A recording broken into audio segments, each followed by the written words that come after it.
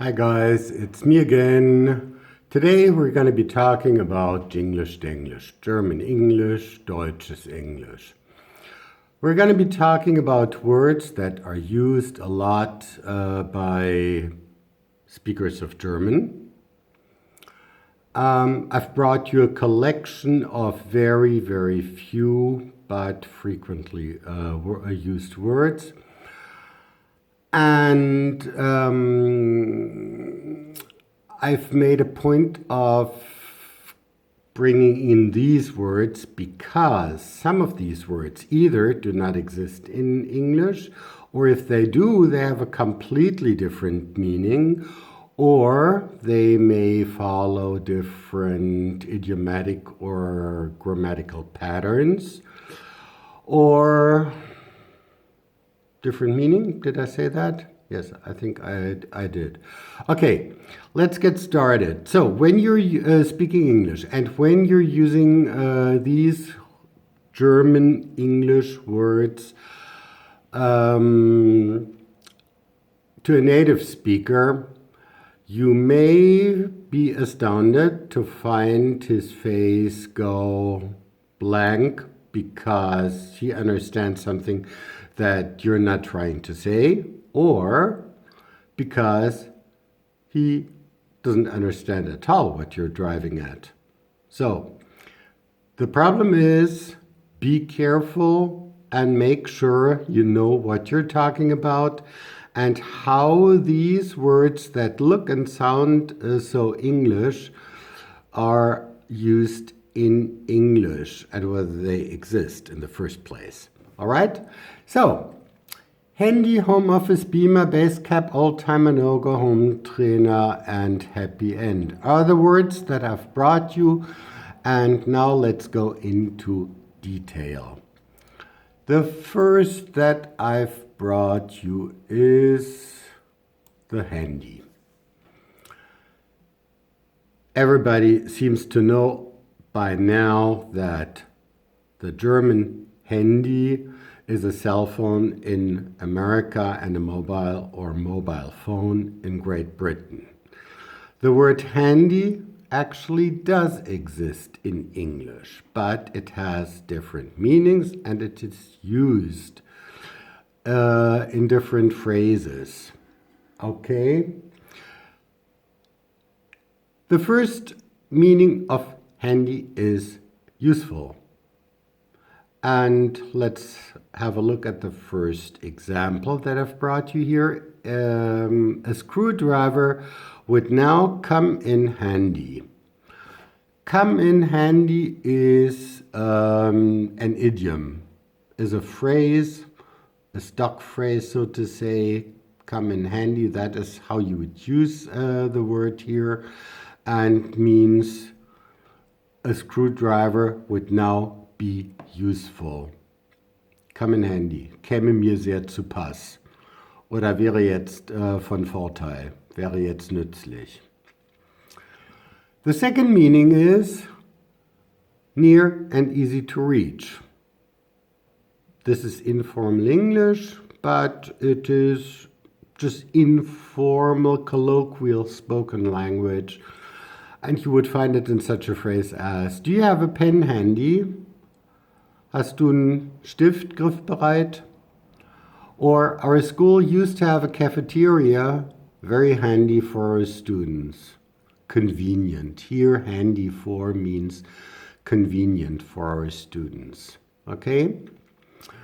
And good at using something, especially a tool, or skillful, which would be probably the more standard expression, is the third meaning, and here it is is very handy with a paintbrush, geschickt. All right?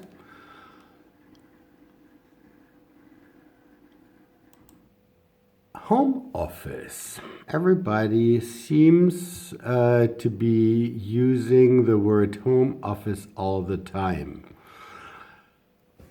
By the way, this is the proper and correct spelling of home office in German. One word. You may also find this type of spelling, this type of spelling. These are both incorrect. This is the one and only correct spelling in German. And people probably say something like, ich arbeite, bin im, mache seit Monaten Homeoffice. And this is a typical phrase of German English, Genglish, Denglisch, Deutsches Englisch.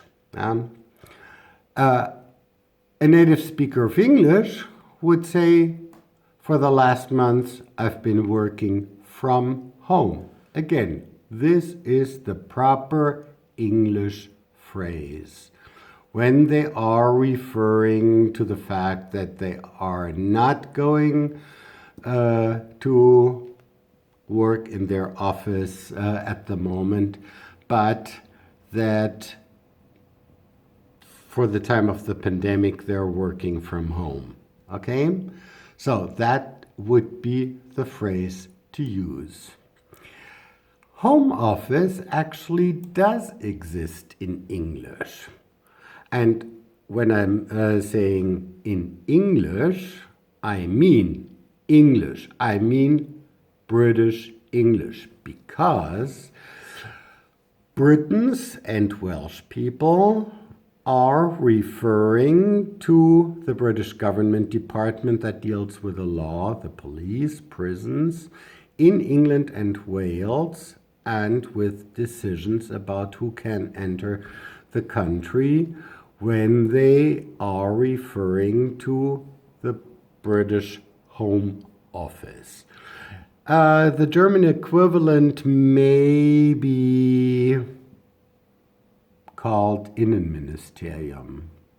Yeah? So here you also see capital H, capital O, because this is the name of this government department, and therefore these two words are capitalized. In America, when people are speaking of a home office or head office, they are referring to the main office of a company. So they would say Coca-Cola's home office is in Atlanta, Georgia. Probably the German equivalent would be Zentrale. Die Zentrale von Coca-Cola is in Atlanta, Georgia. Yes, I think die Zentrale. And in English, it would be, in American English, it would be the home office or the head office. Okay? And then, now we're here in World English. Home office also is used when people are speaking of a room in someone's home that is used for work. This room comes in handy as a home office, Arbeitszimmer. Okay? So, there are major differences between German and English in terms of home office. Be aware of these differences, please. Nogo. Das No-Go. Probably the word of the decade, maybe even the word of the millennium, I don't know. No-Go in German is capitalized here, and it is also hyphenated, das No-Go. And when people are saying, das ist ein absolutes No-Go, ein No-Go, das No-Go, then this is used as a noun. And they mostly use the word to express that something is taboo or forbidden. The word is also used in English, but here the scope of meaning is much broader than in German. That's why I've brought you quite a large choice of examples. to show you how the word is used in English. By the way, in English, it is no go, no hyphen, unless the word is used as an adjective in front of a noun, and then the word is hyphenated. This is a hyphen. Here, this little thing. So, if it is not used alone and by itself, then it is no go, 2 words. If it is used as an adjective, it is hyphenated and goes along with the following noun. And roughly, no-go means something is not possible or not allowed in English. And now I've brought you 1, 2, 3, 4, a lot of sentences. And they all have a slightly different, or no-go has a slightly different meaning in each of these sentences and examples. First example, can we go to the movies tomorrow? No-go, I've got to work. Kann nicht, geht nicht, muss arbeiten. Let's have a look at the second sentence. I downloaded the app to my smartphone, but no-go. I had to uninstall the app. Funktioniert nicht. Here, no-go means it wouldn't work. I downloaded the app, but it wouldn't work. So I had to uninstall the app. Let's proceed to the third example. How are you getting on with your ex? No-go. She refuses to see and talk to me. And here it means as much as da läuft gar nichts. All right? Now I've brought you an example of no-go area, and not in a geographical sense, but in a figurative sense. My private life is a no-go area. So don't ask me about my private life. Don't stick your nose into my private life. This is none of your business. No-go area. Here, an example where the word is hyphenated. Weapons, drugs, cigarettes, and alcohol are no-go in school. This comes close to the way we use this expression in German. Absolut tabu, verboten. Next example. To a lot of people, flying or air travel is an environmental no-go. Here you see that the indefinite article is used, and it is here used because of an adjective. It is an environmental no-go. It is not a general no-go, it is an environmental no-go. And then it means as much as verpönt. Can you get Mozart on the show? He's a no-go, but I can try to get Beethoven. I made this example up. He's a no-go means he is one of the persons that can't make it to our show. So therefore it is a no-go. He's a no-go. Einer der Personen, die nicht zur Verfügung stehen. Steht nicht zur Verfügung, okay? But you see here, no-go, no-go, no-go. No article, neither the definite article nor the indefinite article, the, and no-go, okay? But in these two examples, an article can be, or here it is the indefinite article or an, can be used because this is a very specific type of no-go, okay? And here a no-go refers to a person who can't make it. And this is exactly what... Oh, I love these interruptions. I love them.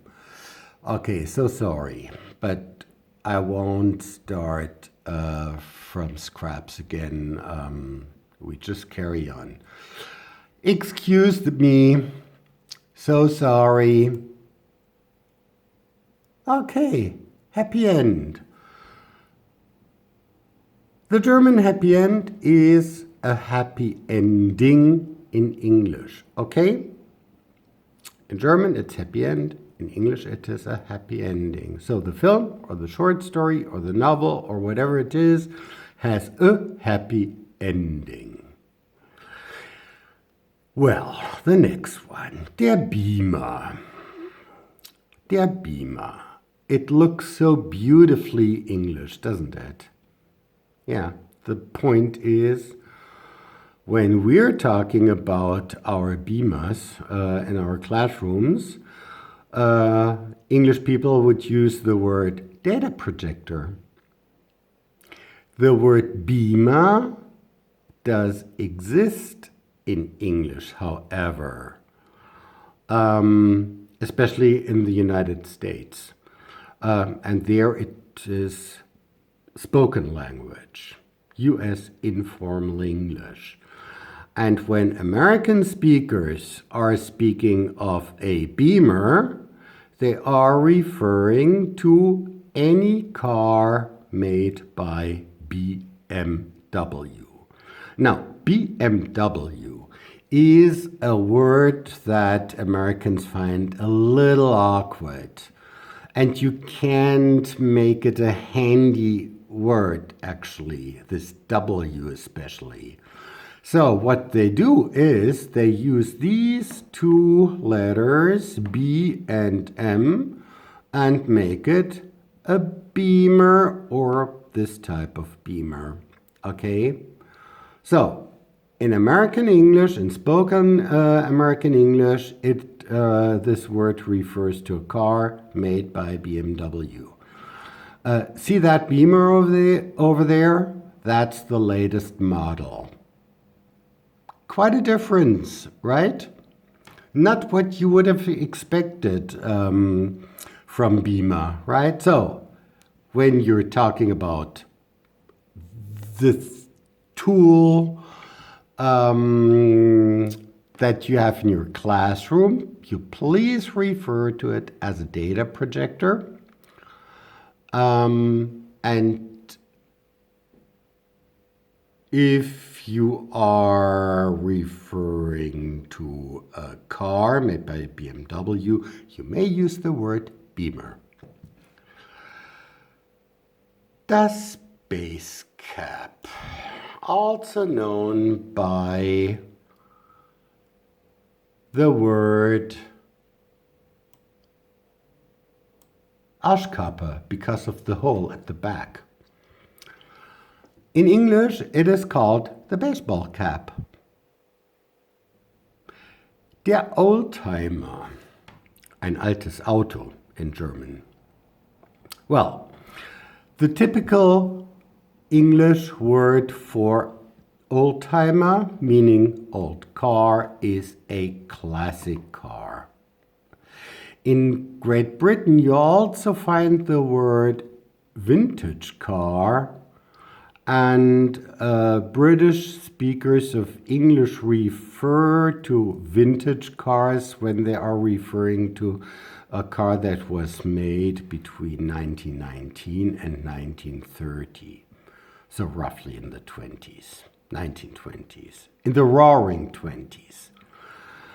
So when somebody wants to say that they have a collection of classic cars, it's classic cars. My cousin has a collection of classic cars, okay?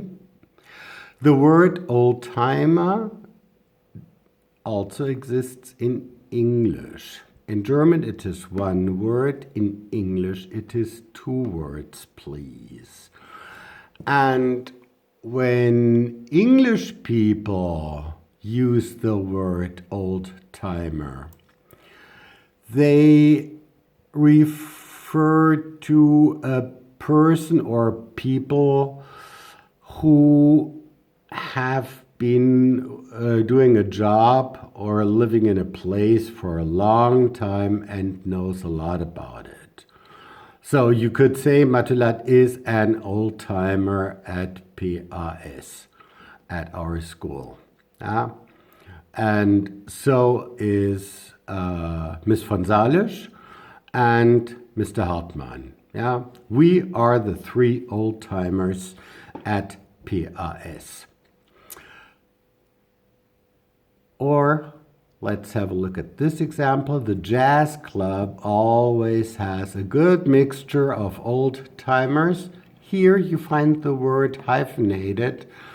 And you find when you are reading English texts, you find the word either hyphenated, like here, or spelled in two words as here, okay? So both spelling varieties are used and common, and both are correct. So the jazz club always has a good mixture of old-timers and new faces. So here old-timers would be the regular visitor that keep coming to this jazz club all the time, and new faces that just pop in once, maybe twice, and then are never heard of and seen again. In American English, an old-timer also refers to an old man. So something like, not bad for an old-timer, not bad for an old man. Der Home-Trainer. Tja, this is one of those words that German people made up for whatever reason, and it has no English equivalent. So depending on what type of equipment you are using, you want to probably specify exactly what type of equipment you are using. For example, an exercise bike, a barbell or a dumbbell, a rowing machine, or a treadmill. So, that's that. We're done. Through with it. I hope you enjoyed the video. Maybe there is something useful for you in this. And I wish you the time of your life now at this weekend. Take care of yourself, stay safe, and we see each other in one of the next videos. So, bye-bye.